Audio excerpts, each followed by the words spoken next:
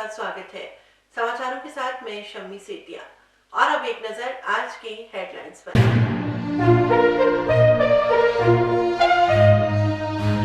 जिला कलेक्टर सभागार में आयोजित हुई CSC-VC। जिला कलेक्टर, जिला पुलिस अधीक्षक सहित अन्य अधिकारी रहे मौजूद। प्रदूषण को लेकर भी हुई वार्ता।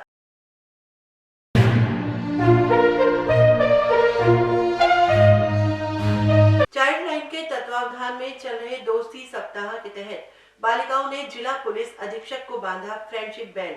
SP ने बढ़ाया हौसला।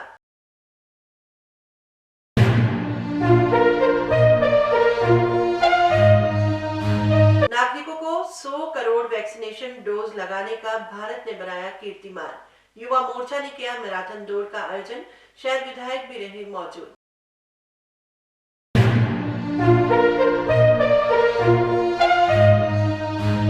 और संदिग्ध अवस्था में युवक की मौत से फैली सनसनी।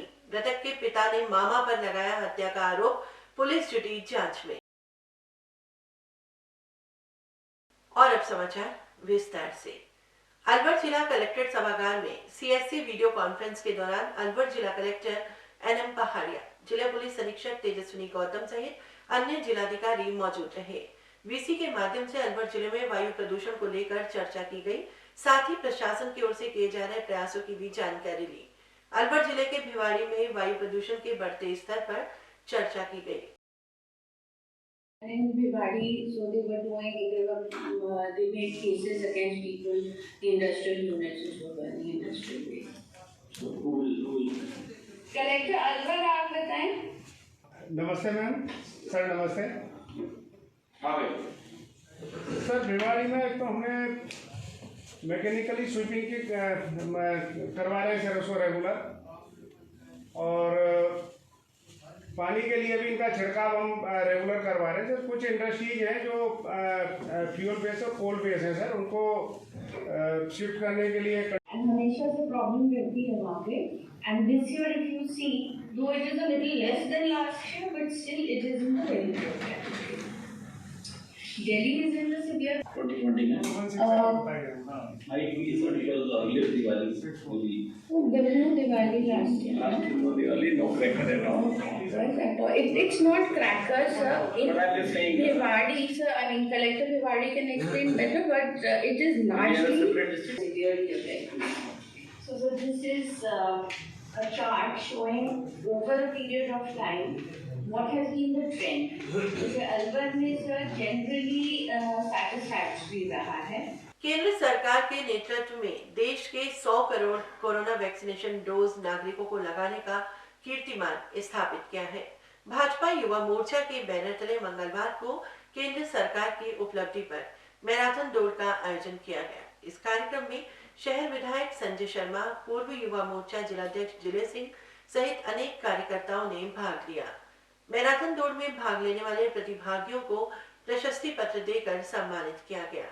शहर विधायक संजय शर्मा ने केंद्र सरकार के नेतृत्व में कोरोना से बचाव के लिए किए गए कार्यों का उल्लेख करते हुए कहा कि जहां कोरोना महामारी के दौर में विकसित देशों के सामने अपने नागरिकों को सुरक्षा दिलाना मुश्किल भरा रहा, वहीं प्रधानमंत्री जी के नेतृत्व में देश के वैज्ञानिकों और मेडिकल टीम ने वो काम कर दिया जिसकी सराहना संपूर्ण विश्व कर रहा है। वहीं उन्होंने कांग्रेस के वक्तव्यों पर भी प्रतिक्रिया दी। कोरोना जैसी वैश्विक महामारी में जहां बड़ी बड़ी राष्ट्र शक्तियां अपने आप को असहाय महसूस कर रही थी, उस वक्त देश के यशस्वी प्रधानमंत्री ने विशेष रूप से भारत की आम जनता को जिस प्रकार से संभाला है, चाहे वो जरूरतमंद को सूखे राशन किट की वितरण हो, चाहे उसको आर्थिक सहायता हो और दवाइयों की आवश्यकता हो, ऑक्सीजन की आवश्यकता हो, और सबसे महत्वपूर्ण आवश्यकता जब वैक्सीनेशन की थी, उस वक्त आदरणीय नरेंद्र भाई मोदी ने, साथ ही साथ हमारे देश के वैज्ञानिकों ने, हमारे डॉक्टर्स ने जिस प्रकार से आगे बढ़ करके स्वदेशी वैक्सीन का निर्माण किया, और उसके साथ साथ जहां विश्व की बड़ी बड़ी शक्तियां वैक्सीन बनाने में अपना आप को असहाय महसूस कर रही थी, उस वक्त भारत ने विश्व गुरु बन करके स्वदेशी वैक्सीन बना करके जहां अपने देश के आम जन को बचाने का काम हमारे यशस्वी प्रधानमंत्री जी ने किया, वहीं दूसरी ओर पूरे विश्व में जहां भी जरूरत थी इस वैक्सीन की, वहां भारत सरकार ने वैक्सीन भेज करके उस देश में रहने वाले जरूरतमंद लोगों को जो वैक्सीन की आवश्यकता थी उनको वैक्सीन पहुंचाकर उनको बचाने का काम भी किया। देश के यशस्वी प्रधानमंत्री आदरणीय नरेंद्र भाई मोदी को भी धन्यवाद देना चाहूँगा, और आज उसी को लेकर के हमारे देश के अंदर जिस प्रकार से 100 करोड़ आम जन को वैक्सीन लगा करके बचाने का काम भारत सरकार ने किया है और साथ ही साथ अभी वैक्सीनेशन का कार्य चल रहा है, उसको लेकर के आज अलवर शहर में भारतीय जनता युवा मोर्चा के हमारे पूर्व अध्यक्ष जले सिंह जी के नेतृत्व में आज एक मैराथन दौड़ का आयोजन किया गया। उसमें युवा वर्ग ने जिस प्रकार से आगे बढ़ करके उत्साह के साथ भाग लिया है, तो मैं पूरी युवा मोर्चा की टीम को, भारतीय जनता पार्टी परिवार को और साथ ही साथ इस प्रतियोगिता में भाग लेने वाले समस्त युवाओं को मेरी ओर से हार्दिक बधाई देना चाहूँगा।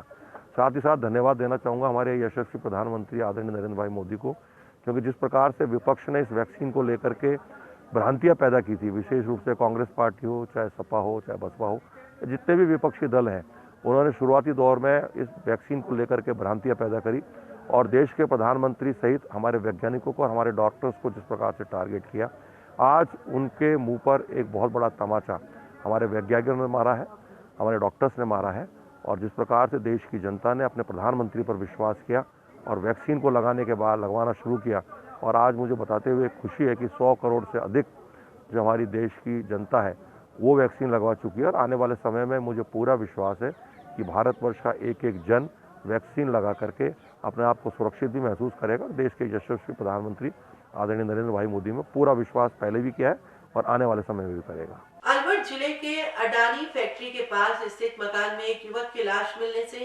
क्षेत्र में सनसनी फैल गई। सूचना पर पहुंची पुलिस ने मृतका का अलवर के सामान्य चिकित्सालय में पोस्टमार्टम कराकर परिजनों के सुपुर्द शव को कर दिया। पुलिस जानकारी के अनुसार बड़ा राजपुर टहला निवासी हेम सिंह मृत अवस्था में मिला।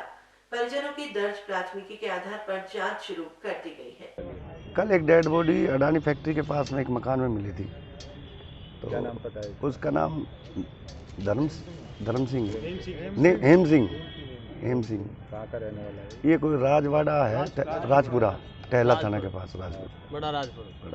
क्या बता रहे हैं उसके पिता ने, क्या रिपोर्ट? पिता ने रिपोर्ट दी है कि मेरे बेटे का मर्डर हुआ है और जो मेडिकल बोर्ड गठित करा के पोस्टमार्टम क्या करा। कहकर बुलाया था इसके मामा ने? अब ये तो तफ्तीश का विषय है, जब आगे जो भी मामला होगा जनता से पूछताछ करेंगे, जो भी होगा सही।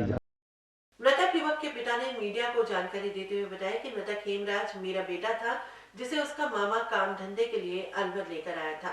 बेटा अलवर में पढ़ाई के साथ काम कर रहा था। मृतक का मामा भरत नशे का आदी था, जिसने बेरहमी से मेरे बेटे की हत्या की है। पिता ने आरोपी मामा के खिलाफ हत्या का मामला दर्ज कराते हुए सख्त कार्यवाही करने की मांग की है। मैं उसका पिता हूँ, मेरा नाम सुरेश है और इसका मामा था। वो कहीं यहाँ काम वाम लेता है, मार्बल जमा, ये टाइल वगैरह जमाने का काम करने के बहाने से घर से लिया है जाके, और ले आने के बाद में 10-15 दिन काम किया हमने। फिर दीपावली फ़ोन किया, दीपावली बोले नहीं आएगा, अगर पैसे वैसे नहीं मिल रहे मैं 10 तारीख आऊँगा। 10 तारीख निकलने के बाद में 13 तारीख को फ़ोन किया तो उसने 13 तारीख को उसको पहुँचा दिया सभी। आपको कैसे पता लगा, सूचना कैसे लगी? वो सूचना ऐसे लगी कि वो मारने के बाद में रूम में बंद कर गया, उसको ताला लगा दिया बाहर से और वो घर चले गए अपने। घर जाने के बाद में मेरे ससुराल मैंने फ़ोन किया कर, बच्चा इसके साथ यहाँ भी नहीं आया और हमारे वहाँ भी नहीं पहुँचा। फिर घर वाले बोले कि भाई वो बच्चा कहाँ कर दिया उससे, मामा से, वो भरत से। फिर भरत ने कहा कि वो तो मैंने निपटा दिया काम से। दारू पानी पीता था भरत, दारू के नशे में उसने बोल दिया कि मैंने उसको ख़त्म कर दिया है। उसके ब्लीडिंग आ रही है, तड़प रहा है, बच भी सकता है, नहीं बचे, ये बोला उसने। लेकिन वो ख़त्म करके गया था उसको, और क्योंकि ताला लग रहा है तो ख़त्म करके गया। ताला बुलाया फिर कल पुलिस ने। बच्चा क्या करता है? बच्चा तो पढ़ रहा था अभी तो, और वैसे छुट्टियों में काम भी करने के लिए अपना खर्चा पानी। और आरोपी क्या काम करता था? आरोपी तो ये मान लो बदमाश नंबर 1 का बदमाश है। कई तो मर्डर हैं, खेड़ली थाने में उसके नाम से असिस्टेंट वारंट है,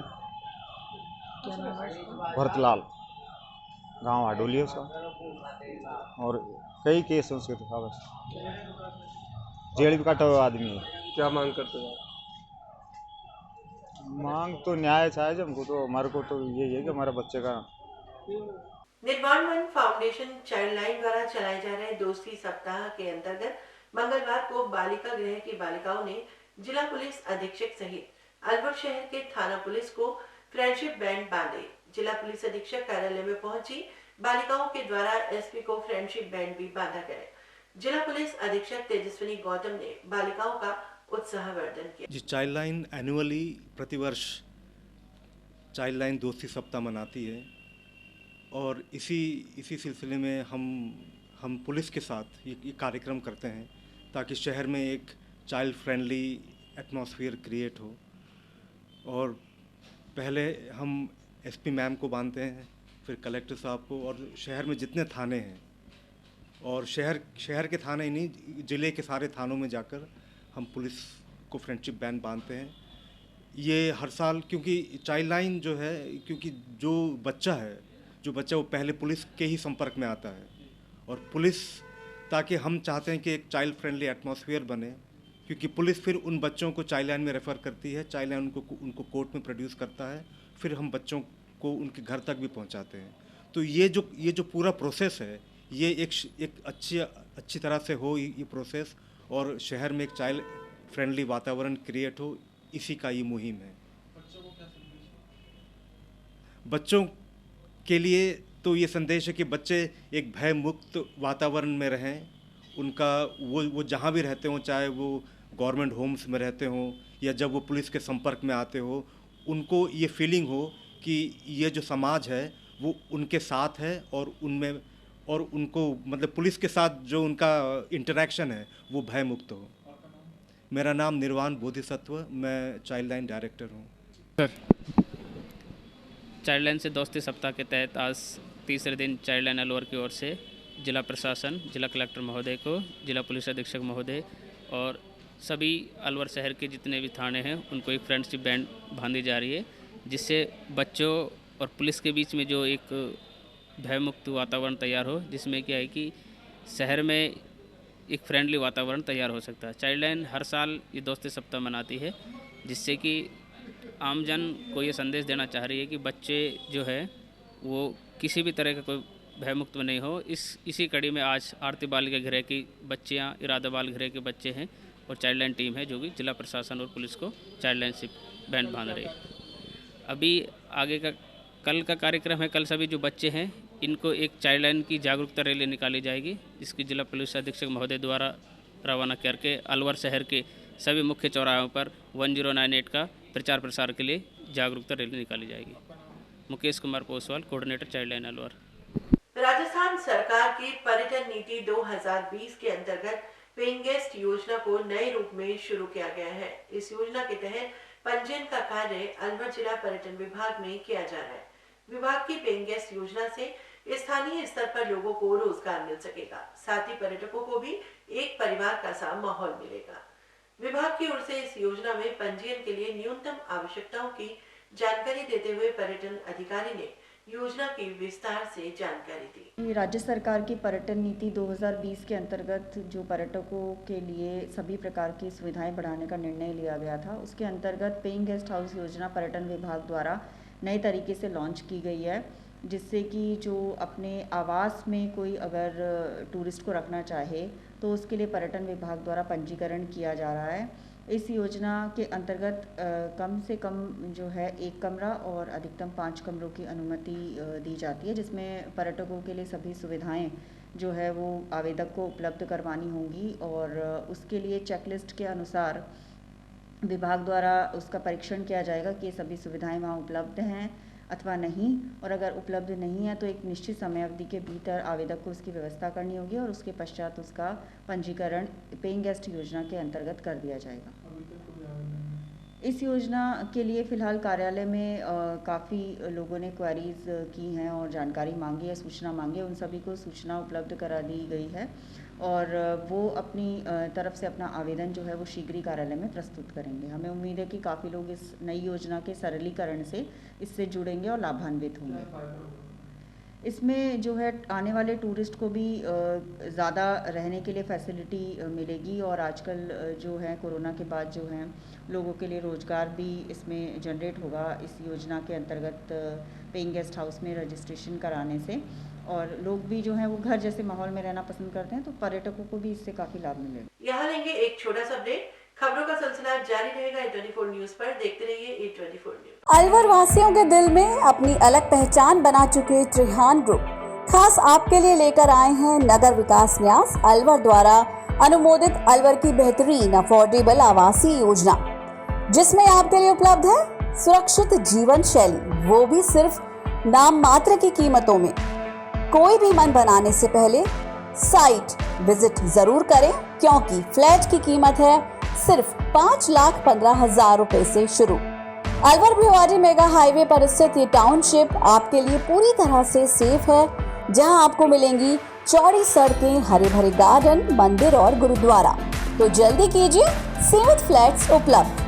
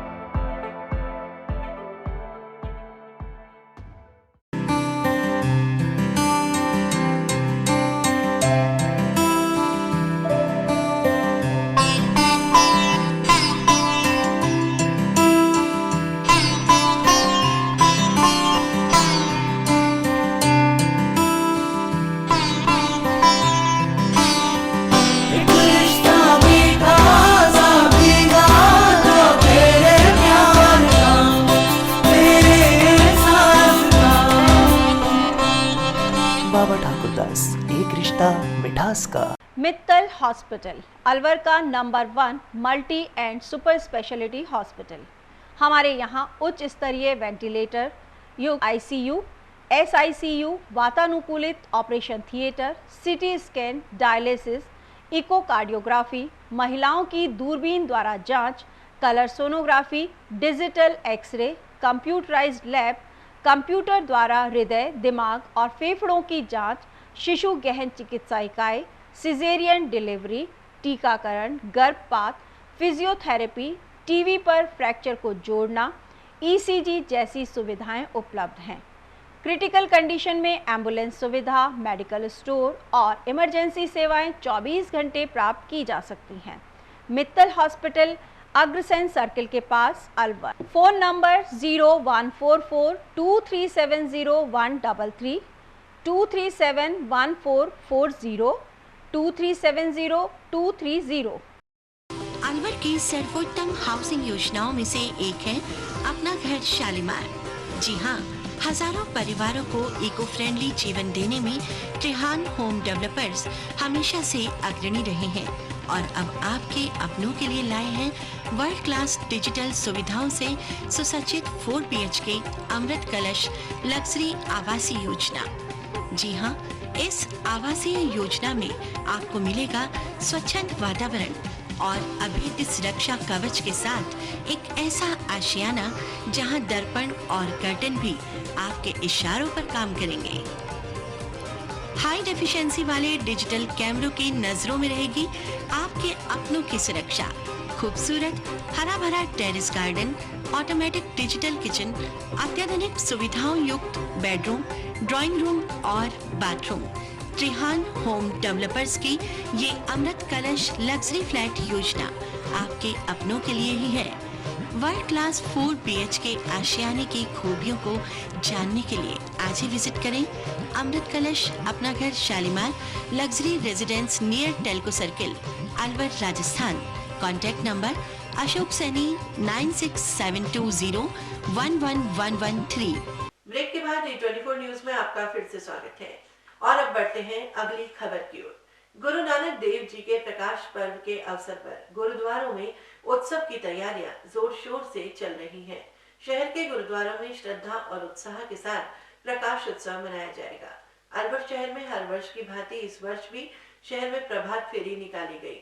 17 नवंबर को मालाखेड़ा गेट गुरुद्वारे से नगर कीर्तन निकाला जाएगा, जो शहर के विभिन्न मार्गों से होते हुए गुरुद्वारा साहब स्कीम नंबर 2 पहुंचेगा। गुरु ग्रंथ साहब की भव्य शोभा यात्रा के साथ कीर्तन दरबार सजेगा। रागी जत्थों की संगत के साथ काफी संख्या में परिवार सहित समाज के लोग मौजूद रहेंगे। हरमन सिंह सेवादार ने मीडिया को जानकारी देते हुए कार्यक्रमों की विस्तार से जानकारी देते हुए बताया कि 19 नवंबर को प्रकाश पर्व मनाया जाएगा। वाहिगुरु जी का खालसा, वाहिगुरु जी की फतेह। सबसे पहले अलवर की समूह साध संगत को धन धन श्री गुरु नानक देव जी के प्रकाश पर्व की लख लख बधाई होवे। कल सुबह गुरुद्वारा साहिब स्कीम नंबर 2 में अखंड पाठ साहब प्रारंभ हो जाएगा और जो कि 10 तारीख से प्रभात फेरी चल रही थी, कल उनकी समाप्ति है और दोपहर को 2:30 बजे मालाखेड़ा गेट पर जो स्थित गुरुद्वारा साहिब है, वहाँ से नगर कीर्तन प्रारंभ होकर कंट्रोल रूम होता हुआ घंटाघर, काशीराम चौराया, भगत सिंह का चौराया, जय किशन की कोठी, जुबलीवास चौराया, एरोड्रम रोड होता हुआ गुरुद्वारा साहिब स्कीम नंबर 2 पर शाम को करीब 7 साढ़े 7 बजे उसकी समाप्ति होगी। और 19 तारीख को धन धन श्री गुरु नानक देव जी का प्रकाश पर्व है। उसी दिन ही सुबह 10 बजे अखंड पाठ साहब का भोग होगा और स्कीम नंबर 2 गुरुद्वारे पर, और उसके बाद 3 साढ़े 3 बजे तक कीर्तन कथा विचार होंगे और साथ में 1 बजे दोपहर से गुरु का लंगर अटूट बरतेगा। सभी अलवर की समूह साध संगत को बेनती है कि आप गुरु घर आके गुरुओं की खुशियाँ प्राप्त करें। वाहिगुरु जी का खालसा, वाहिगुरु जी की फतेह। हरमीत सिंह मेहंदी रत्ता, मुख्य सेवादार, गुरुद्वारा साहिब स्कीम नंबर 2 अलवर। अलवर शहर के फूटीखेल निवासी एक महिला ने एक अधेड़ व्यक्ति दिनेश कुमार सैनी के खिलाफ अपनी नाबालिग बेटी को बहला फुसलाकर भगा ले जाने और दुष्कर्म की पुलिस थाने में रिपोर्ट दर्ज कराई, जिस पर पुलिस थाने द्वारा कार्यवाही नहीं किए जाने पर महिला ने अपनी बेटी को बचाने की अपील की। स्थानीय होटल में महिला ने प्रेस वार्ता कर मीडिया को ये जानकारी देते हुए बताया कि आरोपी दिनेश कुमार पहले से ही शादीशुदा है, एक नहीं उसने 2 विवाह किए हैं और अब उसने जबरन शादी कर मेरी बेटी से नाजायज संबंध बनाकर उसके वीडियो बना रखे हैं, जिससे वो उसे ब्लैकमेल कर रहा है। पुलिस इस मामले में आरोपी का साथ दे रही है। पीड़िता ने अपनी बेटी को बचाने के लिए गुहार लगाई है। अलवर से आई, फूटीखेल अलवर से। क्या समस्या है? समस्या यह है कि मेरी बेटी को एक 45 साल का आदमी लेके भाग गया जी। 45 साल का आदमी लेके भाग गया, जिसके पहले भी 2 शादी हो चुकी है जी। एक बीवी ने सुसाइड कर लिया, दूसरी करके लाया, उसको छोड़ के चली गई जी। 3 बच्चों का बाप है, उसका 14 साल की उसके घर में बेटी है, उसने मेरी बच्ची को बहका लिया। कब की बात है जी? यह है 27/11/2020 की। अच्छा, घर से ही करा था कैसे? जी, मेरे घर, हमारे पास में एक दुकान है, वहाँ दुकान पर सामान लेने आता था वो आदमी। अच्छा। बस इतना ही जानती हूँ उसके बारे में कुछ नहीं जानती। नहीं, वैसे तो अब तो नाम जानती हूँ उसका नाम है दिनेश कुमार सैनी। अच्छा। उस टाइम मेरी लड़की 17 साल की थी जी, नाबालिग। मैंने FIR लिखाई, मैंने थाने में मिला, थाने में मैंने रिपोर्ट दर्ज कराई, तो लड़की के साथ उसने रिपोर्ट कहाँ दर्ज कराई? महिला थाने में। जी, कब कराई? ये 27/11 को। जी, फिर उसके बाद क्या हुआ? तो उसके बाद में उसने लड़की के आधार कार्ड में फर्जी आधार कार्ड तैयार करके उसमें शादी कर ली लड़की से। तो उस लड़की को 20 साल की बना दी और शादी करके थाने में ले आया जी। तो पुलिस वाले, योगेश SI भी था और एक लेडीज और थी थानेदार सुशीला मीना, उस टाइम वो भी थी उसमें। तो वो लड़की के बोले शादी कर ली तो इसी के साथ जाएगी जी। तो मैं लड़की तो मेरी 20 साल की हुई भी नहीं है, जब मेरी उम्र में इतनी है 34 की, मेरी लड़की 20 की कैसे हो गई जी। तो फिर उसके बाद में मैंने फिर डॉक्यूमेंट्स दिखाए, लड़की के स्कूल के कागज वगैरह सब कुछ दिखाया, असली आधार कार्ड दिखाया है, पहचान पत्र दिखाया, तब जाके वो लड़की नाबालिग मानी उन्होंने और लड़की को तो भेज दिया मेरी को नारी निकेतन जी। और उस आदमी को फॉर्मेलिटी के लिए 1 रात के लिए हवालात में रखा, उसको दूसरे दिन उसको छोड़ दिया। यानी कि उस केस में उसमें कोई इंटरेस्ट नहीं लिया थाना पुलिस वालों ने और उस आदमी को छोड़ दिया बिल्कुल बाकायदा। उस केस में FIR लगा दी। अब आपकी बच्ची कहाँ है? मेरी बच्ची जी साहब उसी के चुंगल में फंसी हुई है। मेरी लड़की ने खुद ने मुझे बताया था कि उस आदमी ने मम्मी मेरे साथ में छेड़खानी करते हुए कि मेरी फोटो और वीडियो बना रखी है जो मुझे वायरल करने की धमकी देता है जी।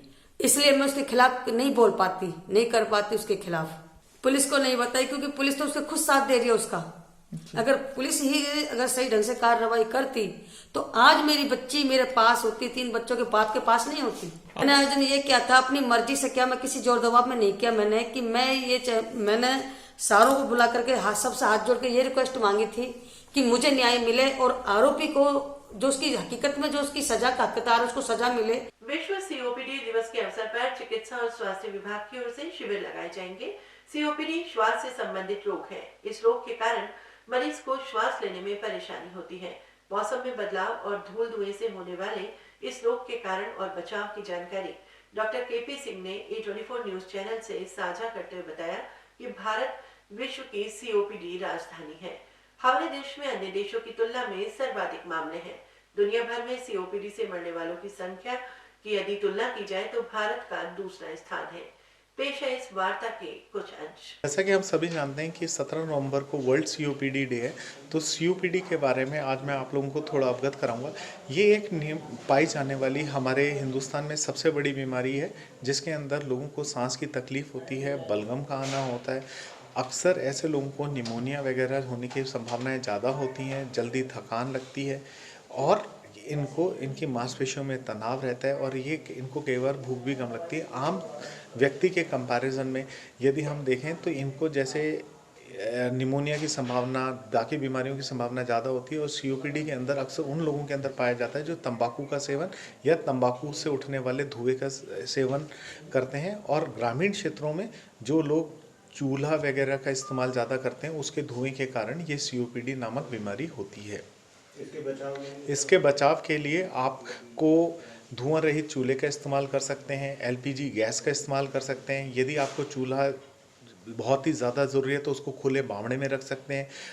और सबसे महत्वपूर्ण चीज़ कि आपको तंबाकू का सेवन बिल्कुल बंद कर देना चाहिए, चाहे वो बीड़ी, सिगरेट, सिगार या हुक्के के रूप में हो, तो आप उसका सेवन यदि बंद कर देते हैं, इन ट्रिगर फैक्टर जो इसके सीओपीडी के कारण हैं, यदि अपन इनको बंद कर देंगे तो हमारी जो लाइफ है वो नॉर्मल लाइफ की तरफ चली जाती है। अलवर शहर के शिवाजी पार्क स्थित खाटू श्याम मंदिर में मंगलवार को अन्नकूट महोत्सव का आयोजन किया गया। खाटू श्याम मंदिर मैदान में भक्तों को प्रसाद का वितरण किया गया। श्री श्याम गुणगान सेवा समिति के और भक्तों के सौजन्य से आयोजित अन्नकूट उत्सव में कड़ी, बाजरा, चावल और मूंग का भोग लगाकर उपस्थित भक्तों को प्रसाद खिलाया गया। काफी संख्या में पहुंचे लोगों ने बाबा के अटूट भंडारे में प्रसाद पाया। इस दौरान मौजूद अध्यक्ष मंगतूराम जांगीर ने बताया कि अन्नकूट सभी भक्तों के सहयोग से आयोजित किया जा रहा है। ये जो भंडारे का अन्नकूट का जो हुआ है हमारे गुणगान समिति के द्वारा, ये सभी भक्तों का हमारे को सहयोग मिला है। मैं उनको सबसे बड़ा आभारी हूँ। आगे भी यही इच्छा करता है वो हमें ऐसे सहयोग करता रहे। इस कार्यक्रम को बाबा चाहे और बढ़ाते। ये जो प्रोग्राम हुआ है हमारे द्वारा पहला मंगतूराम जागीर अध्यक्ष विशाल अन्नकूट महोत्सव श्री श्याम गुणगान सेवा समिति शिवाजी पार्क अलवर द्वारा आयोजित हो रहा है। अन्नकूट का कार्यक्रम इस संस्था का ये प्रथम प्रयास है और भाई लोगों को खूब अच्छा हमको सहयोग मिला है कि हमने यहाँ पर प्रसादी के लिए यहीं बैठकर खाने की व्यवस्था रखी है। जैसा कि आपने देखा भी होगा अभी कि हमारे यहाँ सुबह से जब से प्रारंभ हुआ है, जब से हजारों की तादाद में भक्त आकर श्याम प्रसाद की आनंद ले रहे हैं। क्या नाम है सर अपने? मेरा नाम सुरेश तिवारी है, संस्था का प्रचार मंत्री। चलते चलते एक बार फिर से नजर डालेंगे आज की हेडलाइंस पर।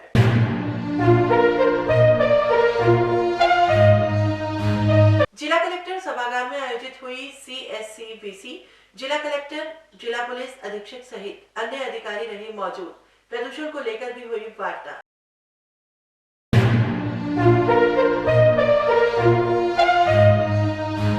चाइल्ड लाइन के तत्वावधान में चल रहे दोस्ती सप्ताह के तहत बालिकाओं ने जिला पुलिस अधीक्षक को बांधा फ्रेंडशिप बैंड। एसपी ने बढ़ाया हौसला।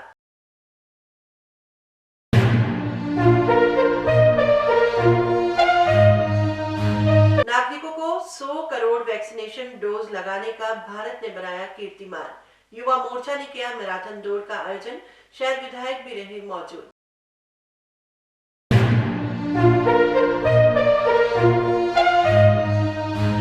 और संदिग्ध अवस्था में युवक की मौत से फैली सनसनी। मृतक के पिता ने मामा पर लगाया हत्या का आरोप। पुलिस जुटी जांच में। समाचारों में आज इतना ही। पूरी A24 न्यूज टीम के साथ दीजिए शम्मी सेठिया को इजाजत। नमस्कार।